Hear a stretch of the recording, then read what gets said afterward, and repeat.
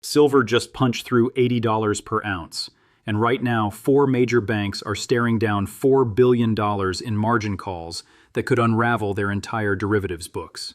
Hit that like button if you're watching this unfold and subscribe, because we're about to dissect the structural trap that's forcing this crisis.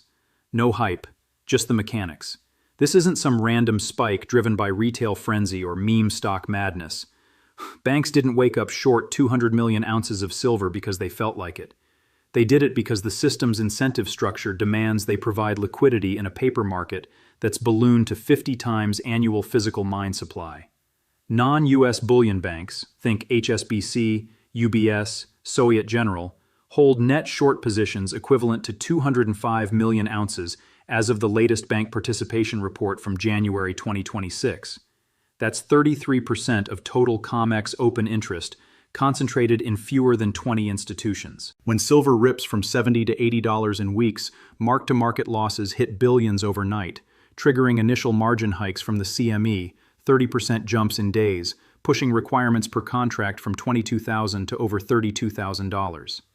But here's the part nobody understands. These aren't isolated trades. They're the mechanical output of Basel III endgame rules, clashing with a physical supply deficit that's been running 820 million ounces cumulative since 2021. Banks must classify unallocated silver forwards as high-risk assets now, forcing them to back paper shorts with actual capital or physical metal. Yet, global mine production flatlines at 1 billion ounces yearly, while industrial demand, solar panels, EVs, AI data centers, sucks up another billion and change. The result? Eligible COMEX stocks sit at 440 million ounces, but registered deliverable metal dwindles to under 40 million as buyers stand for delivery. Shorts can't roll positions indefinitely. They must post variation margin daily as prices climb. And when liquidity dries, the exchange liquidates them. 4 billion in calls today becomes cascading forced buys tomorrow, amplifying the squeeze mechanically. This mechanism isn't new, but it's hitting escape velocity now because central bank constraints have boxed everyone in. The Federal Reserve under President Trump's administration since January 2025 faces impossible math. National debt at $350 trillion, interest payments eating $2 trillion annually. Yet inflation prints at 4% core, with tariffs reigniting trade wars. They can't hike rates without cratering commercial real estate, already down 30% in values, or crush the consumer buried in revolving credit delinquencies. So they print, debasing the dollar and funneling capital into hard assets. Silver isn't jewelry. It's the essential input for green energy mandates that governments worldwide have locked in. China restricts exports January 1, 2026. Peru strikes delay output and U.S. tariffs on Greenland rare earths spike safe haven bids. Demand structurally outstrips supply by 15% yearly, per the Silver Institute's December 2025 survey. Banks shorting into that.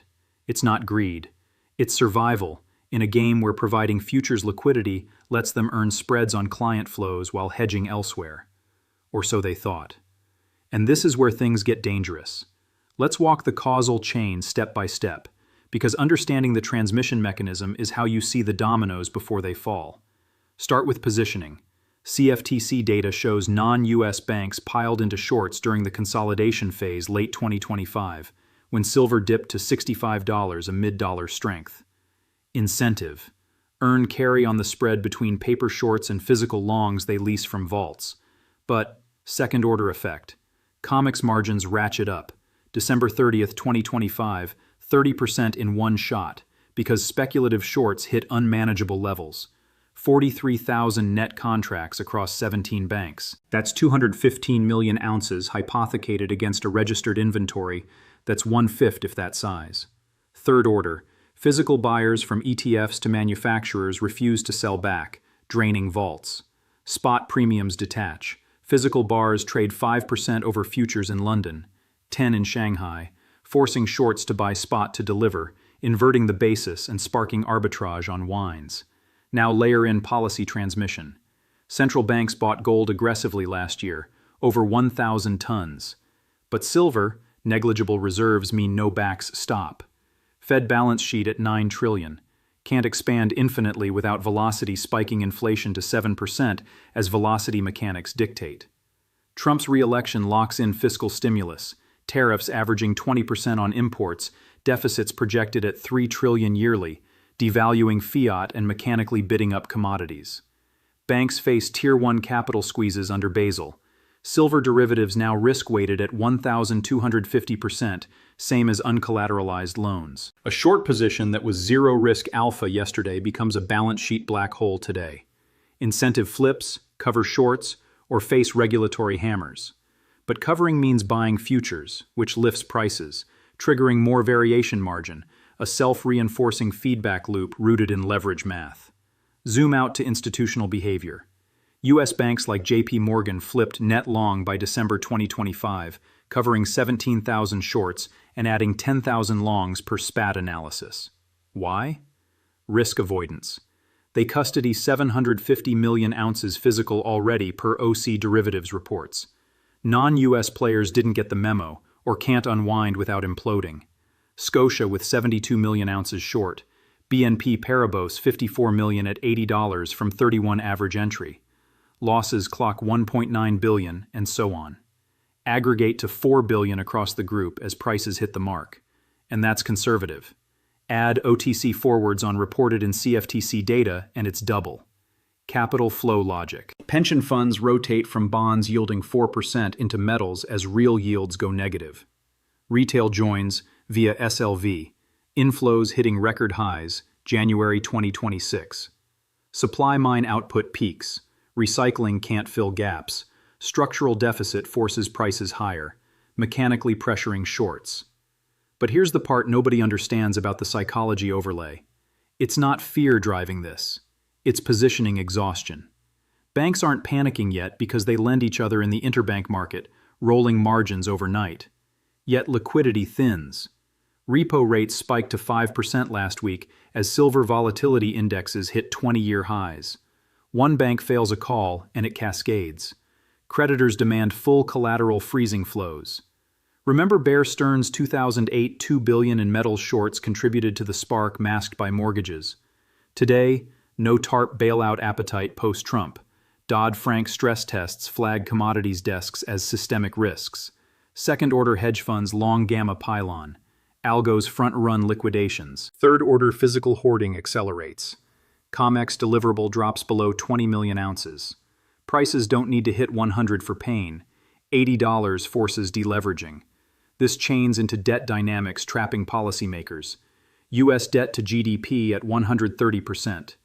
Servicing costs rival defense spending at $1.7 trillion yearly. Fed can't taper QE without yields ripping to 6%, popping the everything bubble. ECB, BOJ, same bind. Negative rates exhausted. Yen carry trade unwinds, dumping silver longs.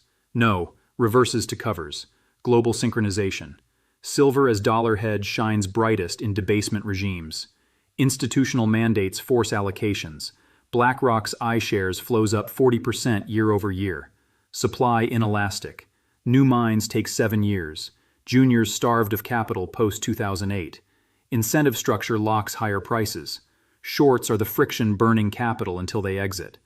Market structure amplifies via derivatives leverage. COMEX silver open interest at 600 million ounces equivalent, but physical delivery just 1% of volume.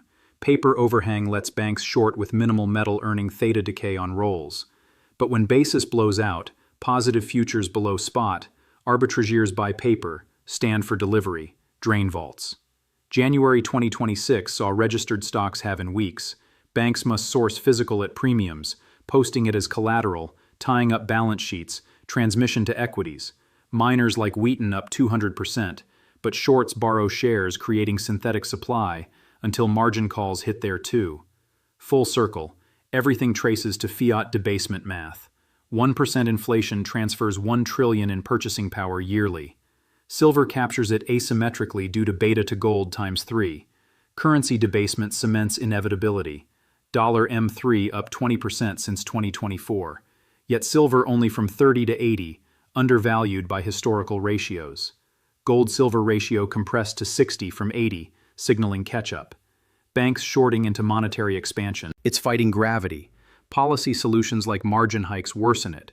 Shorts post more capital, constraining lending elsewhere, tightening credit, boosting metals as flight assets.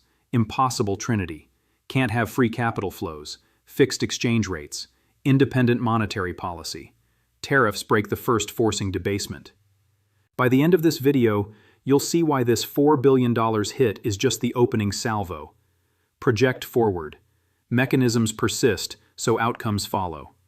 Silver tests $90 next week as February contracts expire, forcing another 10 million ounces delivery against 25 million registered. Banks cover half, lifting to 95. Margins hike again, liquidating laggards. Losses compound to $8 billion by quarter end. Mainstream calls it overbought. Dismantle that. RSI at 70 isn't bubble when fundamentals scream deficit. Policymakers, Fed jawbones cuts, but data forces holds. Yields up. Dollar weakens. Silver grinds to 100 by April 2026 per Coin Codex models. We're mid-chain positioning. Peak shorts met supply.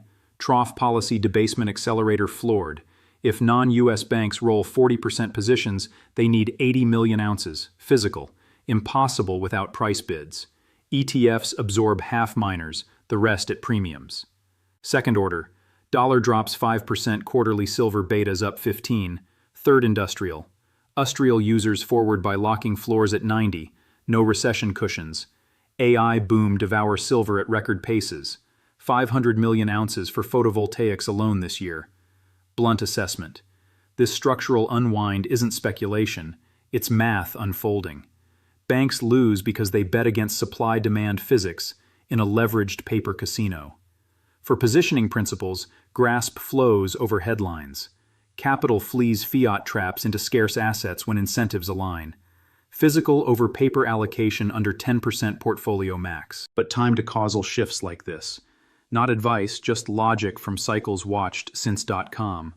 Most sleep through it, chasing headlines. You now see the trap. 4 billion today, systemic contagion tomorrow. Silver's trajectory doesn't care about CNBC calls. It follows mechanics. Watch Comics reports weekly. They telegraph the next leg. If 80 holds 100 by summer, the game's changed. Position accordingly or get left holding depreciating green. Stay vigilant. This is the reset playing out in real.